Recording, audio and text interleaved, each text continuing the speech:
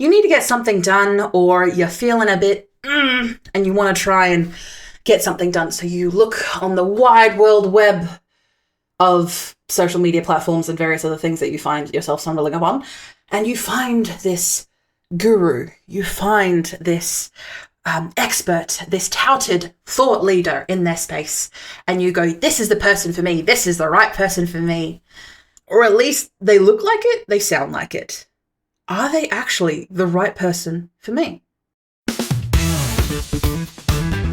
If you're tired of the old cookie-cutter marketing advice and want to take your personal brand to the next level with bold, actionable strategies that truly reflect you, you're in the right place. Let's untangle your marketing mayhem with Zoe, the video confidence coach, on the Unboring Your Brand podcast.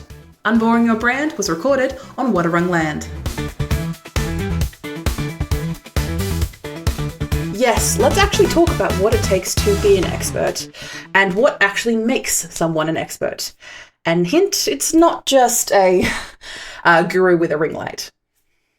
Now, of course, we can all start from somewhere, and gurus are usually, and I like to confirm this with people, gurus are essentially people who have built their platforms of multiple paid, usually, members and also free members by putting out bunches of content, a bunch of content that usually is around a particular niche. So that's usually what a guru is. And it could be argued that, Zoe, you're a guru, not a successful one, but a guru nonetheless, when you're talking about personal branding and video marketing. True. But I also am not classing myself in a guru in this description, mainly because I work with getting people to work with me one-on-one. My time is my resource, as opposed to a lot of these gurus who pump out a lot of content and then try and get people to join a course, join a, ability to access these gurus. But you don't actually access any of their time. You only talk to their team members, and you're trying to usually achieve the success that they've been able to achieve, when the success that they've been able to achieve is either was done when the social media platform, the email platform, or whatever they're trying to teach you, what they did 10 years ago. And the platform and the industry has changed since then. Or it's a case where they are trying to teach you something that they themselves did not achieve, because they either came from wealth, so they were able to throw, for example, a lot of money in ads at something that you aren't able to do because you do not have those resources, either the money, the time, the people, the network connections, what be you, or they are just ultimately making false promises or trying to scam you. Now, of course, scammers and gurus, there is a very big Venn diagram. There's a very big chunk in the middle that covers those particular places. And of course, there are people out there who do fit the guru mold, who are genuine people. But of course, that it does not mean that that is everyone. So with that lengthy explanation in tow, Zoe, let's touch on, with the podcast episode today, and touch on how experts are built, not born. What I mean by that is that being an expert doesn't mean that you know everything, especially about your particular niche, even though it may feel like it. It means that you're always learning. But what makes you an expert is because you are actively teaching others. You are actively encouraging others to do the same. Now, not exactly to follow your footsteps. So say, for example, I mentor a bunch of kids on the regular every year. Hello to the kids, if that's you now. And yes, you are a kid. Despite how you may feel, you are under the age of 18, you are a kid. And I mentor them through entrepreneurship and the trials and tribulations of growing up young in this world, but also taking on the opportunities that maybe life hasn't dealt you a great of a card, and what opportunities like entrepreneurship or starting a small business can give you that leverage.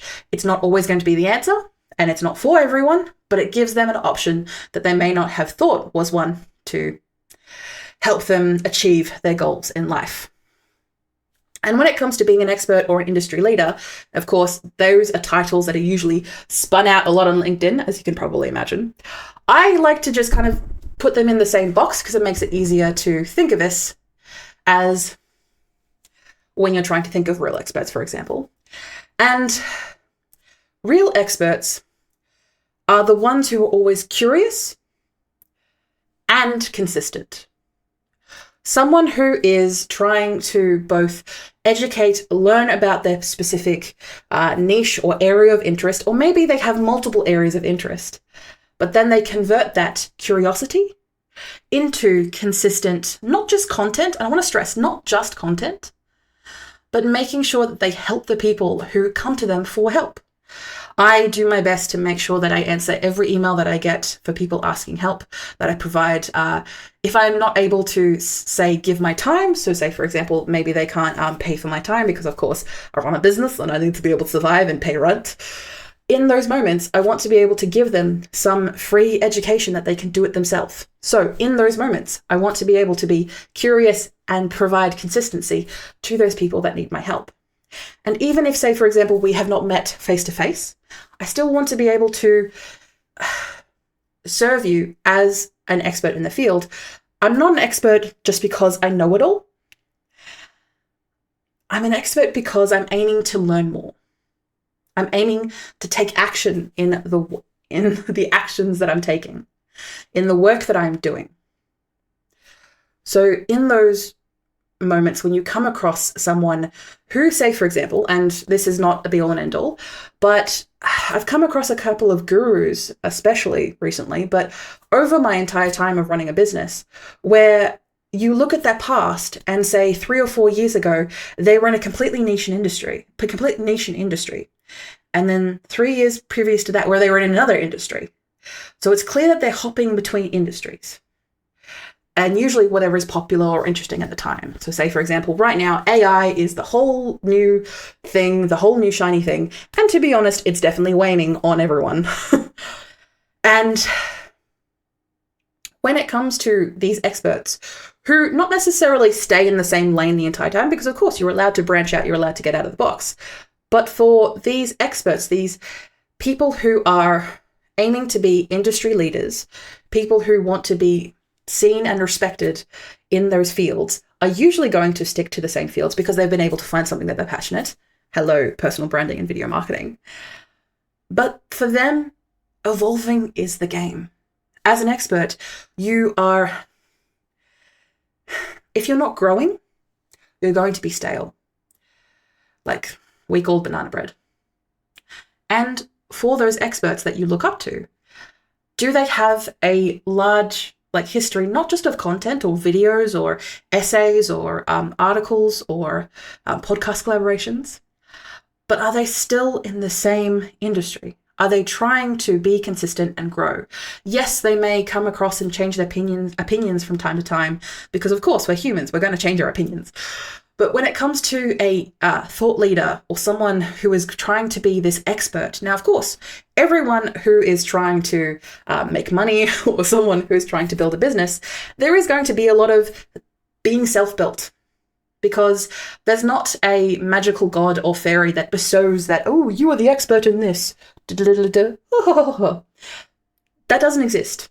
And if you want people to respect you, and if you want to become an expert yourself, this takes, as I said, consistency and curiosity on your part. Now, of course, you can burn yourself out, like I did many, many, many, many times. But you are going to learn and do your best to be consistent with giving yourself new processes, new systems. Do your best to avoid the burnout and take on that knowledge of what it looks like and feels like for you to be burnt out, trying to achieve that expert status. And what you can do to take your foot off that accelerator, let yourself calm down, get back into the rhythm, and then push again for either a new project, a new idea, whatever is going to help you achieve those goals.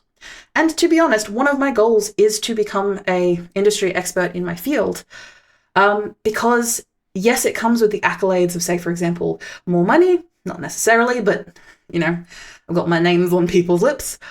But to be honest, it helps me give that authority so that I can help more people, that I can serve more of the people that I want to serve, that I want to help. And if you are a guru,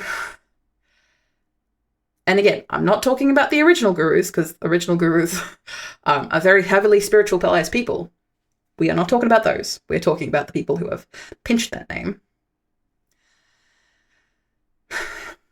Ditching the whole guru thing in your mentality of what you're trying to become just because you've seen other people, you see them pop up in your feeds, or they pop up in your email list, or you see their face or their name a lot. Yes, a lot of these people want to be seen as that expert, but to be honest, they mainly just want the title, and it's usually more fluff than facts. And you will definitely come across these people. Now, I want to stress, most of these, guru people aren't necessarily scammers. They do have a lot of work that is scam related though. And for people who are trying to grow genuinely and holistically as an expert,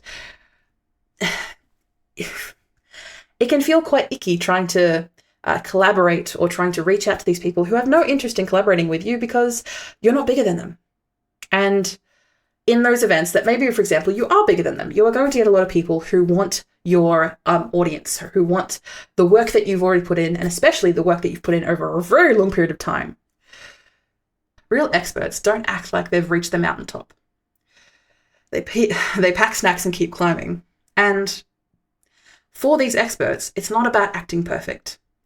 It's about practically being obsessed with their craft, with their focus, with their niche. And of course, like anyone, they can get tired of it, but they're going to then pivot to another obsession, but is also a practical obsession that helps them help you.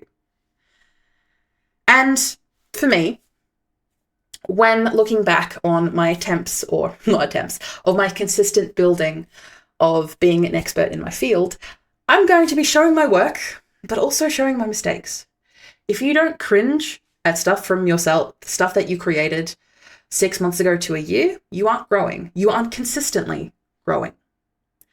So if you are trying to become an expert in your field, or if you just want to be known in your academic circles or in your particular community. So say, for example, I've mentioned podcast episodes in the past where I worked incredibly hard to become the go-to person for video marketing in Geelong. And it didn't work out. And that could be for many reasons. I honestly think there was a little bit of just I started very young. I was also making a lot of mistakes, which maybe means that I'm never going to be able to recover in the Geelong scene. But it took me a while to realize that the only reason that I was focusing in on Geelong was because I felt limited in my own thinking. So I expanded to Australia, and now I'm expanding internationally. Slowly but surely, as I do. Again, being consistent and curious at the same time. But for you, you might be saying, Zoe, I don't want to be an expert. I just want to have people know my name. Well, how do they know your name? They need to see that you're not flawless, but that you're growing, that you're working yourself over time, that you're being honest about what works and what is a total dumpster fire, not just in the activities that you're trying on behalf of your clients or your staff or behalf of the customer avatars that you're working with. You're also sharing your progress. And people who are attuned to that, people who are attuned to your vibe, for example, I am usually quite bombastic and loud, and I have probably done that a couple of times throughout this podcast episode itself, but people trust growth. They don't trust perfection. And that's usually what gurus try to hone and try to get right off the bat. Because of course, people look into them. And as people look into me, and hopefully if they do, hi. As you build your personal brand and as you grow a small business, usually part of the same thing, to be perfectly honest, which is why I have a tendency of interchanging them when I talk about it in my podcast. If you've made mistakes and kept going, congratulations. You've been curious to make the mistakes, but you've also been consistent enough that you've kept going, that you haven't let any sort of blunder stop you from trying to serve the people that you're here to serve. You're ahead of the people who faked and never put a foot wrong because they had the means to never do that for yourself. So as we wrap up today's podcast, and apologies that this wasn't my usual bombastic energy self. As I record this, it's a bit cold and I'm kind of slowing down a bit. need to get the sun on me so I can warm up like the Energizer Bunny. When answering the question, what makes someone a true expert in their field? It comes with knowing that they are always a student first, is forgetting the glow up and forgetting the obtainableness of trying to be a guru. They are always focused on the good, gritty stuff. They are learning, evolving, and being real with their people. Why? Because they're showing that. They're not lying. Now, I'm not saying that you need to show your bank statements. Some of us aren't Trump. But for these people, being able to tell the truth about how things are going, how things are feeling. And as you try to obtain being that industry leader, the moment you think you've got it all sorted is your sign that you've stopped being an expert. And as you grow, hopefully you can take that on board for yourself. And in those events that you are not trying to be an expert in your field, I'm intrigued to why you're listening to the podcast. Please do drop me a line at Zoe@vcc.training, just an email saying hi and why you're listening if you don't actually want to achieve this. I'm intrigued. For those who are trying to build that personal brand to that status of being an expert in that particular field or niche, I want you to keep that in mind, that you will always be a student, that you'll always be growing, and keeping that growth mindset kicking on in the back of your mind at all times. And if you make a mistake, then that is fine. Did someone die? Then it's not that bad. We can always rectify mistakes, and you can always show people that you're growing as you continue to build your personal brand. Thank you for enjoying the podcast today. Make sure to give us 5 stars and on Apple Podcasts or Spotify Podcasts if you are so inclined. And yes, hopefully next podcast I will have a lot more energy because it will be less cold. And I look forward to seeing you on the next episode of the Unboring Your Brand podcast. Thank you for listening or watching Unboring Your Brand. You can find detailed show notes with tools, offers, and episode transcriptions. Just click the first link in the description or go to vcc.training/podcast.